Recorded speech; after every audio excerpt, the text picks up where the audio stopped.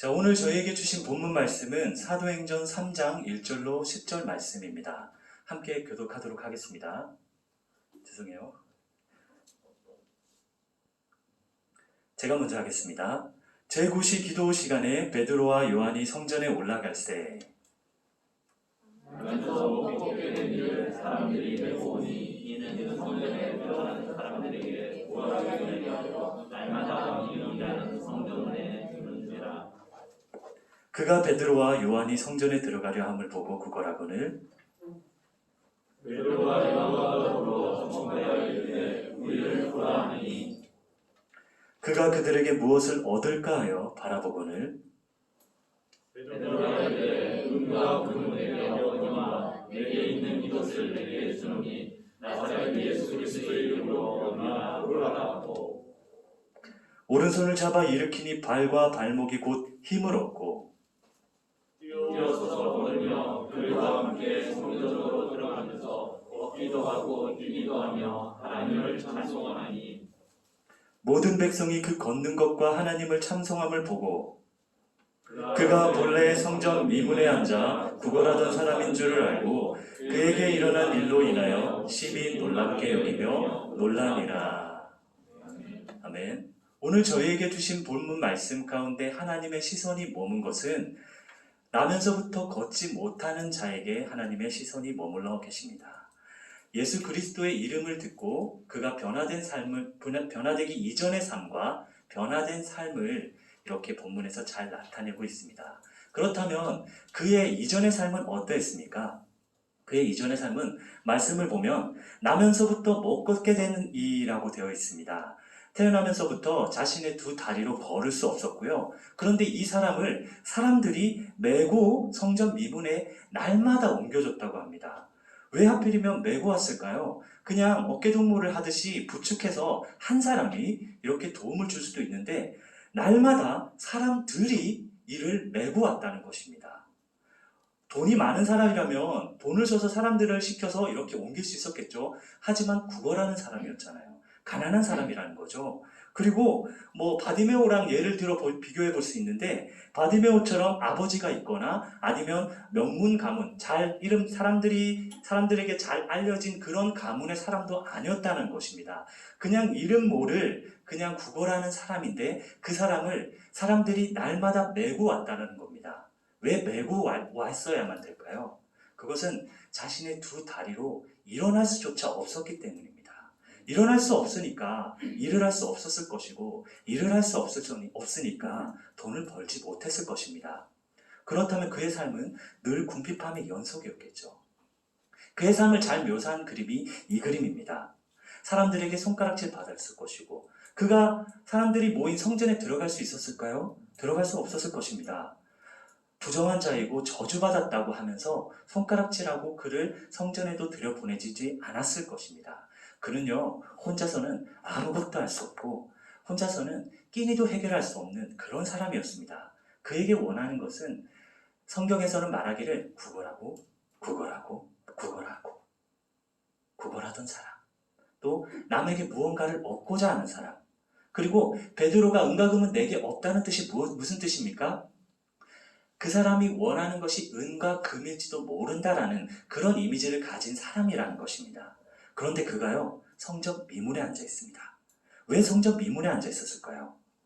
그것을 사도행전 3장 1절 말씀에 보면은 서두에서 접속사가 두 개가 이렇게 나란히 있는 것을 볼 수 있습니다. 이 카이 접속사는 베드로와 요한이라는 것을 연결해주는 역할을 하니까 그러려니 할 수 있습니다. 그런데 여기 대라는 접속사가 여기 또 붙어 있다는 거죠. 그런데라는 뜻을 가졌는데 이 그런데라는 것은 베드로와 요한을 연결해주지 않잖아요.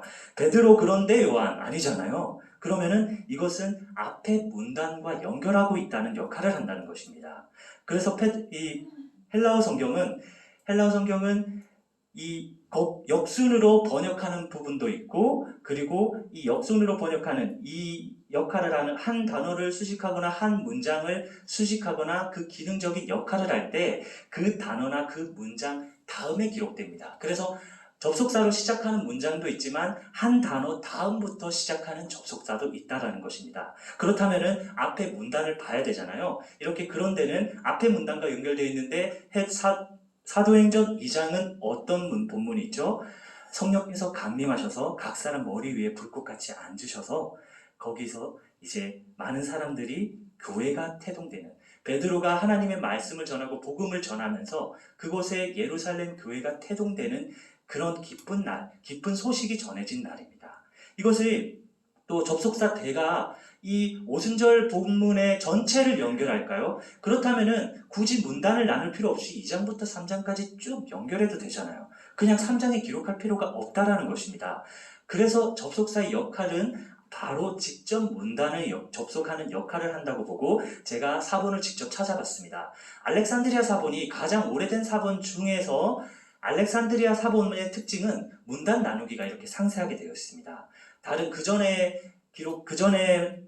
필사된 시나이 사본이나 바티칸 사본은 이런 문단 나누기까지는 되어 있지 않습니다. 모두 대문자로 되어 있기 때문에 문단을 확인할 수 없는데 여기는 이렇게 대문자를 한 번 더 크게 적음으로써 여기에서 문단이 시작됨을 추측할 수 있다는 거죠. 그리고 알렉산드리아 사본은 좀 더 살펴보면 여기 꺽쇠 표시가 있는 곳도 있습니다. 꺽쇠 표시로서 또 문단 표시를 한다는 거죠. 그래서 알렉산드리아 사본은 이런 문단 나누기에 있어서 매우 가치가 있는 그런 사본입니다.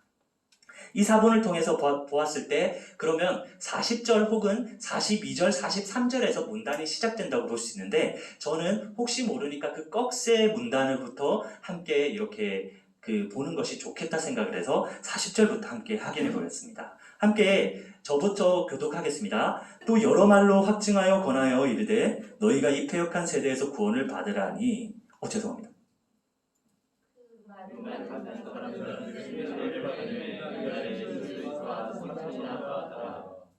그들이 사도의 가르침을 받아서 서로 교제하고 떡을 떼며 오로지 기도하기를 힘쓰니라. 사람마다 두려워하는데 사도로 말미암아 기사와 백성이 많이 나타나니 믿는 사람이 다 함께 있어 모든 물건을 서로 통용하고 또 재산과 소유를 팔아 각 사람의 필요를 따라 나눠주며 각 사람의 필요에 따라 재산을 다 팔아서 각 사람의 필요에 따라 나눠주고 물건을 통용하고 떡을 떼며 나누는 그런 공동체가 되었다고 합니다. 그렇다면은 나면서부터 걷지 못하는 이 사람도 이 크리스찬들을 만나기만 하면 그 공동체 안에 들어가기만 하면 도움을 받을 수 있고 물건을 통용할 수 있고 배고픔을 해결할 수 있고 재산과 소유를 팔아 나눴던 것을 똑같이 나눠 받을 수 있는 자신의 모든 문제를 어쩌면 해결할 수 있을지도 모른다는 생각을 할 수 있다는 것입니다. 그런데 이들을 어디 가면 만날 수 있죠? 46절 말씀에는 날마다 마음을 같이하여 성전에 모이기를 힘썼다고 합니다. 그렇다면 이 나면서부터 걷지 못한 이 사람도 성전에 가기만 하면 이 사람들을 만날 수 있을 거라는 생각을 했던 것 같습니다. 그래서 성전에 가고 싶어 했습니다. 그런데 성전에 들어갈 수 있습니까? 나면서부터 걷지 못하는 이 부정한 사람이, 저주받았다고 생각하는 사람이 들어갈 수 있을까요? 거기에는 바리새인들도 있고 율법주의자들이 있고 그리고 제사장들과 대제사장들이 있습니다. 그 사람들이 이 사람을 허락했을까요? 절대 허락하지 않았을 것입니다. 그런데 그가 포기하지 않았어요. 그는 그렇다면 성전 미문에라도 가자라는 생각을 했던 것 같습니다. 그래서 사람들에게 부탁해서 성전 미문에 데려다 주세요. 날마다 데려다 주세요. 왜 날마다 모이니까? 그래서 날마다 성전 미문에 가서 앉아서 구걸을 하기 시작했다라는 것입니다. 크리스찬들이 지나간다 싶으면 거기 그 사람들에게 필요에 따라서 돈을 얻을 수 있을 거라는 생각, 그리고 떡을 나눠 받을 수 있을 거라는 생각, 그리고 어쩌면 나도 그 크리스찬 공동체 안에 들어갈 수 있다라는 생각을 가지고 이렇게 성전 미문에 앉은 이유는 가장 아름다운 문으로 가장 많은 사람들이 지나다니는 성전 문 중에 가장 인기가 많은 문이기 때문에 많은 사람들이 지나가니까 그곳에 택해서 날마다 거기에 앉아 있었다라는 것입니다. 그렇게 하루는 구걸하는 날 베드로와 요한이 이곳을 지나가게 됩니다. 이 모습을 보면은 베드로와 요한이 가장 먼저 건넸던 말은요, 우리를 보라라고 말하고 있습니다. 베드로만 말한 것도 아니고 요한이 더불어 말하기를 우리를 보라고 말하고 있습니다. 왜 그에게 구걸하고 있는 그에게 은과 금을 바라는 기대하고 있는 그에게 가장 먼저 건넨 말이 왜 우리를 보라고 했을까요? 그 많은 말 중에 그가 필요한 것이 무엇인지 알고 있음에도 우리를 보라고 했던 것은 과거에 물질 만능주의의 삶을 살았던 자신들의 모습이 떠올랐던 것 같습니다. 베드로와 요한은 어떤 삶을 살았습니까? 그들의 삶은 과거에는 어부였습니다. 많은 물고기를 잡아서 많은 돈을 벌어들여서 부유한 삶을 사는 것이 그들의 목표였습니다.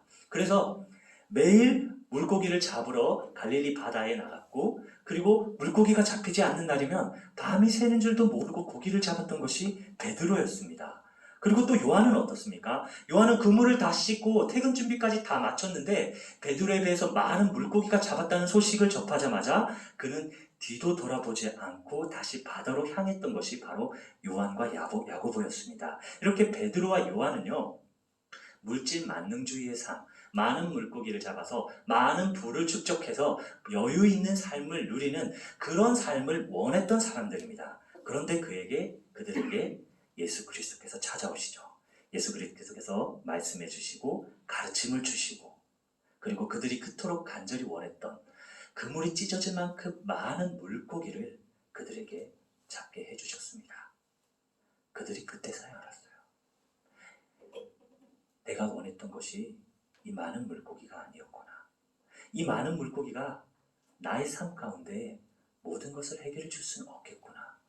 내가 삶이 끝나는 날 이후에 그 사후 세계까지 이 물고기가, 이 물질이 나의 삶을 해결해 줄 수는 없구나 라는 것을 깨달았던 것 같습니다.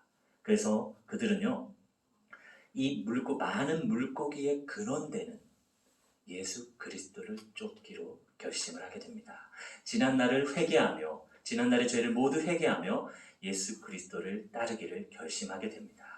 지금 베드로와 요한이 우리를 보라라고 말하는 것은요, 과거의 물질을 쫓아서 살았던 그들의 삶 가운데 우리가 예수 그리스도로 말미암아서 변화되었다는, 거듭난 삶을 살고 있다는 자신들을 보라고 말하는 것입니다. 그리고 그 거듭난 삶의 근원되는 예수 그리스도를 지금 전하고자 한다는 것입니다. 그의 오른손을 잡으며 이렇게 외쳐 말합니다. 나사렛 예수 그리스도의 이름으로 일어나 걸으라. 두 다리에 힘을 얻게 되고 벌떡 일어나며 걷기도 하고 뛰기도 하고 그가 이제 하나님을 찬송하게 됩니다. 그때서야 알았다는 거죠. 자신이 그토록 원했던 것은 돈이 아니었습니다. 은과 금이 아니었습니다. 남들처럼 똑같이 걷는 것이었고 평범한 삶을 사는 것이었고, 그리고 하나님을 찬양하는 것이었습니다. 그것을 잊고 살았던 거예요. 자신은 안 될 거라고 생각했던 것 같아요. 사람들이 저주받았다고 말하니까, 부정하다고 생각하니까, 자기는 평생 걸을 수 없는 삶을 살 수밖에 없는 그런 포기하는 삶을 살았던 것 같습니다. 그런데 그 능력의 이름, 예수 그리스도의 그 이름을 듣자마자 힘이 났던 것 같습니다. 베드로가 벌떡 일으키니까 덩달아서 벌떡 일어났던 것입니다. 그렇게 그의 삶은 다시 베드로와 요한을 따라, 예수 그리스도를 따르던 베드로와 요한을 따라 성전에 들어가며 하나님을 찬송하는 삶을 살아가게 됩니다. 오늘 본문 말씀 가운데 반복되는 구절, 구걸하고 또 구걸하고 또 무엇을 얻을까 하는 비슷한 구절이죠. 그리고 은과 금은 내게 없거니와 하는, 이렇게 저자는 같은 단어를 반복하면서 나면서부터 걷지 못하는 이 사람의 과거의 삶을 먼저 조명하고 있습니다. 그리고 또 이후에는 찬송이라는 단어를 반복하면서 이렇게 그의 변화된 삶, 예수 그리스도로 말미암아 변화된 삶, 거듭난 삶을 이렇게 강조해주고 있다는 것입니다. 그럼 여러분들의 삶은 어떻습니까? 여기 서 있는 저를 한번 보십시오. 저는요, 베드로와 요한 그 이상으로 저는 물질 만능주의의 삶을, 그런 목표의 삶을 살았던 것 같습니다. 경제적으로 경제적으로 부유함을 누리고 또 사회적으로 성공하는 직업을 가지며 또 남부럽지 않은 그런 좋은 아파트, 좋은 집에 사는 것이 목표였고 또 남부럽지 않은 아름다운 외모를 가진 성공을 했으니까 또 아름다운 외모를 가진 여성과 함께 결혼하는 것이 목적이었습니다. 또 친구들과의 관계도 생각할 수 있죠. 사람들과의 관계에서도 제가 궁핍하게 어떤 비굴하게 돈을 구하는 것보다는 사람들에게 오히려 많은 돈으로서 베풀 수 있는 또 부모님에게 그냥 효도만 하는 것이 아니라 물질로서도 효도할 수 있는 그런 삶을 꿈꾸었다는 것입니다. 그런데 그런 저에게 절대 변화될 수 없는 저에게 예수 그리스도께서 찾아와 주셨습니다. 하나님의 말씀이 들어오게 됐고 예수 그리스도를 알게 해주셨고 세례를 받게 되고 그리고 물리적으로 성령님께서 저를 찾아와 주셨습니다. 그래서 단순히 저에게 믿음을 구하지 않으셨어요. 저를 사용하시겠다 하셨습니다. 그것도 말씀으로, 말씀을 선포하는 자로 저를 사용하겠다 하셨습니다. 이제 말씀을 맺어볼 건데요. 오늘 본문 말씀 가운데 가장 많이 기록된 말이 무엇인가요? 좀 전에도 구걸하다 이 말씀을 드렸었는데 저는 지난 시간에 설교를 했을 때는 그것이 가장 많은 단어라고 생각을 했습니다. 그런데 제가 잘못 봤더라고요. 여기서는 이 사도행전 기자, 누가로 추측되는 사도행전 기자는 이 본문 가운데 성전이라는 말을 가장 많이 기록하고 있었습니다. 그렇다면 이 기자는, 이 사도행전 3장의 기자는 무엇을 강조하고 있습니까? 성전을 강조하고 있습니다. 왜 성전을 강조하고 있을까요? 성전의 기능, 성전의 역할을 강조하고 있다는 것입니다. 성전의, 지금으로 치면 교회의 역할을 말하는 것인데요. 교회의 역할은 무엇입니까? 교회의 기능은 무엇입니까? 본문 말씀을 한번 볼까요? 기도하는 것이고 또 찬송하는 것이고 또 예수 그리스도를 선포하는 것이고 또 아픈 자를, 병자를 치유하는 것이고 또 침례받는 사람들이 모이는 것이고 또 여기를 잠깐 보시면 여기서 침례를 받은 사람들이 사도행전 2장 말씀 오순절날 성령께서 강림하시고 그날에 침례를 받은 자의 신자수가 3,000이라고 기록되어 있습니다. 이것을 헬라어로 보니까 여성 명사로 되어 있습니다. 놀랍지 않습니까? 제가 이것을 논문으로 이렇게 논문 소재 하나로 이렇게 활용을 할까 계획 중인데 여성 명사가 과거에는 오병이어 때도 그렇고 칠병이어 때도 그렇고 신약시대에 와서도 구약은 말할 것도 없죠. 신약시대에 와서도 여성과 어린 아이는 수의 카운터에 들어가지 않았습니다. 그런데 처음으로 신약성경 처음으로 여성의 수가 그것도 3,000명이나 되는 여성의 수가 지금 여기에 기록되어 있다는 것입니다. 이거 번역본 잘못 본 거 아닌가? 또 사본을 직접 찾아봤습니다. 가장 오래되었다라는 AD 325년 그 이후에 기록된 바티카누스 사본에서도 여기 여성 명사 아이, 푸시카이 그리고 트리킬리아이 이렇게 여성 명사로 기여되어 있고 또 시나이티쿠스 또 가장 오래된 사본 중에 하나죠. 이 사본도 역시 푸시카이, 트리킬리아이 이렇게 여성 명사로 여성 신도와 3,000명이라는 이 수의 어미가 원래 원형은 남성 명사 오이로 되어 있습니다. 그런데 이 오이가 아이로 기록되고 또 이 아이가 당연히 푸시카이를 수식해 주잖아요. 그렇게 여성 신도 3,000명이 명확하다고 저는 생각을 하고 있습니다. 그리고 기사와 표적들이 나타나고 또 떡을 함께 떼며 나누고 또 물건을 서로 통용하며 재산과 소유를 팔아 각 사람의 필요에 따라 나눠주고 있다고 합니다. 여러분들께 질문해 볼게요. 여러분들의 교회는 어떻습니까? 여러분들의 재산을 다 팔아서 가난한 사람들에게 나눠주고 계십니까? 날마다 떡을 떼며 사람들에게 나눠주고 계십니까? 날마다 예수 그리스도를 선포하고 있습니까? 저는 그러지 못했던 것 같습니다. 제가 섬겼던 교회들도 그러지 못했던 것 같습니다. 그런데 교회의 모델은 최초의 교회는 예수 그리스도를 머리에 둔 교회는 그런 기능을 하고 있다고 합니다. 지금 사도행전 3장이 그것을 말하고 있다는 것입니다. 여러분, 우리가 예수 그리스도의 은혜로 이곳에 왔잖아요.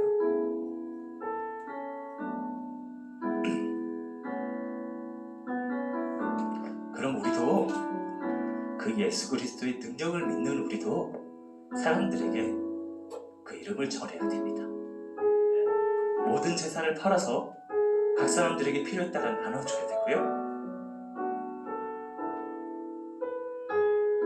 예수 그리스도가 우리 삶의 전부가 되는 그런 삶을 살아야 됩니다. 그런 삶을 살면 여러분들이 되시길 간절히 소망합니다.